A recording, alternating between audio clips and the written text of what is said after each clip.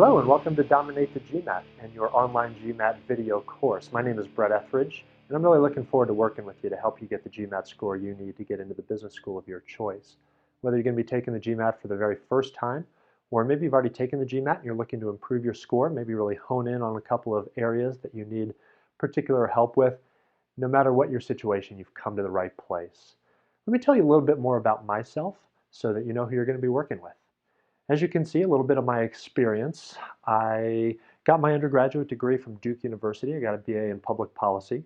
Now, hopefully I didn't immediately turn you off. I know there are some Duke haters out there, but it was a great place to go to school. I had a wonderful time. And then I moved out to Denver, where I currently live, University of Denver. I got my Master's of International Finance. You can see I've been teaching the GMAT for a long time, and one thing that I'm really passionate about is translating what I have learned, teaching for a major test prep company, a company whose name you've probably heard of, and relating that to you. I've helped um, hundreds, if not thousands of students really dramatically improve their scores, and I look forward to helping you do the same. Some of my interests, interested in sports. You're going to see some sports analogies throughout these videos. Outdoor activities as well. It's part of what drew me out to Colorado to begin with. My wife and I love to bike, to hike, to mountain climb, play golf. You name it, we like to do it. And health and nutrition. I'm very, very passionate about health and nutrition. If you haven't been to this website, just a couple of housekeeping items for you right off the bat. www.mba.com. This is sort of the definitive website for the GMAT. It's where you're going to register. So I encourage you to think ahead a little bit. Time slots fill up. So go to www.mba.com and check out testing dates, testing locations, especially if you're going to need to take the GMAT on a Saturday. Those time slots are in high demand, and so you're going to need to register several weeks probably before you're going to plan on taking the GMAT to make sure that you lock in a location. And logistically, if you have any questions, any problems with the videos, any questions as you're preparing for the GMAT, please, please don't hesitate to contact me. support@dominathegmat.com. Final suggestion for you in terms of housekeeping. I encourage you to liberally use the pause button as you are going through these videos. I encourage you maybe the first time through, hit the pause button regularly. Take notes. You'll see that I will prompt you occasionally to do a little bit of brain work. I'll teach something and then maybe I'll throw an example up on the screen for you. Press pause and try to actually do the problem on your own before you hear me explain it. Obviously, that's where a lot of the learning is cemented in your brain, and then you can press play again, kind of see how I am approaching the problem and make sure you got the right answer. And then I definitely encourage you watch these videos a second time, maybe even a third or a fourth time, maybe just straight through, because a lot of times then you'll pick up on some things that when you're paying attention and you're pausing and you're taking notes, maybe you'll kind of miss out on some things. Maybe listen to it a second time or a third time straight through. Really make sure you get the most out of your course. Let me begin by talking a little bit about the test psychology. If you're like a lot of my students, you may be in a classroom really for the first time in a while. You're looking at taking a standardized test for the first time in a while. And one of the things we know about the GMAT is really everything that's on it. I mean, this may seem weird to say, but the truth is there aren't a whole lot of secrets. And that's really the purpose of this course, is to clue you into um, those secrets I was going to say, but like I just said, they're not really secrets. But the test psychology is important. Think about anything you've tried to learn or master. See, that's the good news. The good news is that you're going to be able to master the GMAT. I mean, if you put in the time, if you obviously you listen to kind of what I'm teaching you and you apply it through practice, you can quote unquote beat the GMAT. You can learn what is on it. But as you may remember from really anything you've tried to master, whether it's a sport, whether maybe it's learning to play an instrument, perhaps a language, learning a language, we understand that there are really some key components to mastering any subject matter, including something like the GMAT. The first is content itself. This is the what to do, right? Anything you're going to learn, what to do. And you see here I have a picture of a golfer. So I'm going to use a golf analogy, but again, apply this to anything in your life that you've tried to learn. I remember when I was learning to play golf, you first need to know what to do. And it may go something like this. Let's say you were one of my students and now we're going to teach you how to play golf. I may start and say something like this. Address the ball, feet shoulder width apart, uh, elbows slightly bent, loose and relaxed. You're going to initiate the swing by rotating your shoulders, bringing the club straight away from the ball. It's going to naturally bring your hips around. As they come around, you're going to gently lift the club up in the air until it's up over your head.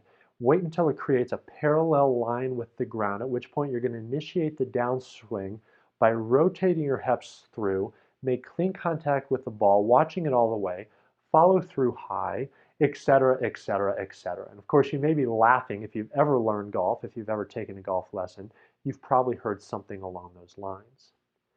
And yet, that is clearly what to do. I mean, that's like the textbook definition of what to do. And yet, what if I were to say, okay, now go do it? First of all, you may only remember about a tenth of what I even said anyway. It was fast and it was kind of coming at you and it's all new to you. But second is, we actually now have to learn how to go out and do it. So maybe you learned what to do in terms of playing an instrument, where to put your fingers, etc. But now we have to do it. And this is where the rubber really meets the road. And this is really the second component of your overall approach, I think, to learning how to do well on the GMAT. Not only what to do is what these videos are about. I will definitely teach you content. But at the end of the day, your objective should be to get a high score. And so part of that is then going to translate that content, how to do it, or what to do, to how to do it. But even that's not necessarily enough, because what we know next is that we need to commit it to memory. See, I can get you out there on the golf course. We can go play some holes. Now you know what to do, and now you're going to learn how to do it, how to most efficiently and effectively put that ball in the hole. Those are the strategies, the test-taking tips, the little secrets, the little ways to be more efficient in taking the GMAT, which I will teach you as well. But then it is up to you to repeat it over and over and over again until it's second nature. A lot of success on the GMAT comes down to pattern recognition. Can you look at a problem and say, hey, I've seen that problem before. I know what type of problem this is. I'm going to be able to move forward because I've been here before. That's muscle memory, and that takes practice.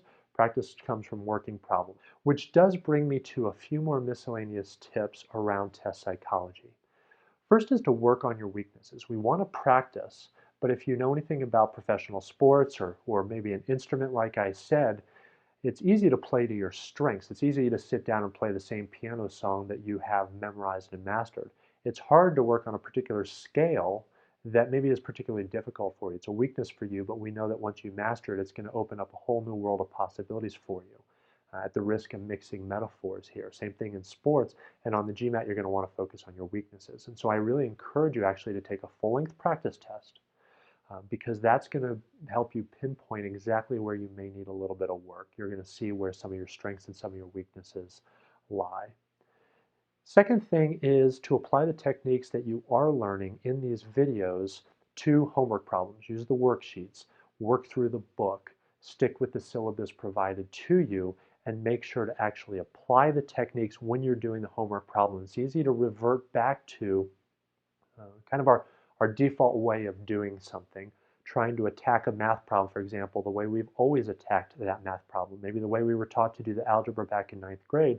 And yet you're going to see, I'm going to teach you some ways of doing things that may be new to you, that maybe take a little bit of a learning curve for you. And yet if you apply the techniques and the strategies and the tactics I'm teaching, over time it will become easier. That golf swing will become more and more fluid and second nature to you.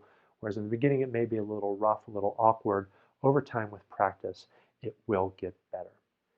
And my third tip is this. You want to work on your GMAT stamina. The GMAT is a long exam, as you're about to find out when we look in more detail at the format of the GMAT, but you need to prepare yourself for that mental grind. And it starts in your practice sessions. You are encouraged to take numerous full-length GMAT practice tests. And in fact, numerous are assigned in your syllabus. So just make sure that you're sticking with the syllabus and treat those practice tests like the real thing. The mistake a lot of students make is they treat their practice test just like an additional source of practice problems. But this is your opportunity to put yourself in the test day mindset. If you're going to take the GMAT on a Saturday morning, for example, get up on a Saturday morning and get a feel for how fresh your mind is, how often you have to go to the bathroom, for example, and all of those things so that there aren't any surprises on test day. So you want to practice under exam conditions, but the other thing that I would encourage you to do is occasionally schedule longer practice sessions in general. So the other thing a lot of students do is they'll carve out 30 minutes to an hour at a time to prepare for the GMAT. And that's fine. You're busy, you work full-time maybe, you have other things going on, you have a family. You can't always sit down and study for 2 or 3 or 4 hours at a time. But occasionally you should.